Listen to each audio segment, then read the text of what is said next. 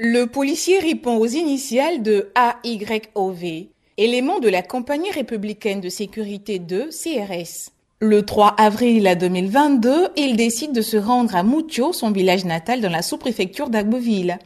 Il convie donc un de ses amis pour passer du bon temps dans un maquis. Jusque-là, tout se passe bien. L'alcool coule à flot, le corps habillé et son ami topographe sont en joie. Ils commandent tous deux à maintes reprises à des bouteilles d'alcool. Vers 3 heures du matin, le sergent de police se rend au comptoir pour payer l'addition et s'en aller. Mais lorsque le tenant du maquis lui tend la facture, il proteste et soutient que son ami et lui n'ont pas consommé l'alcool au prix indiqué sur la facture.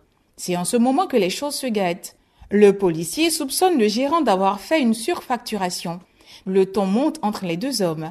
Selon nos sources, le gérant du maquis, croyant avoir affaire à des truands, fait appel au loupard, faisant office d'agent de sécurité du maquis.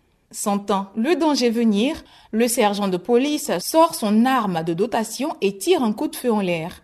Les occupants du maquis et les passants sont apeurés. Le manager du maquis tente à son tour de raisonner le policier qui tire un second coup de feu en l'air. La gendarmerie d'Agboville est alertée.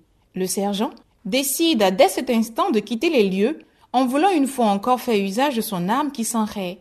Les occupants du maquis tentent alors de mettre la main sur lui. Mais il réussit tout de même à s'enfuir, laissant son convive topographe au maquis. Ce dernier n'a pas eu le temps de s'échapper car il est appréhendé par la foule.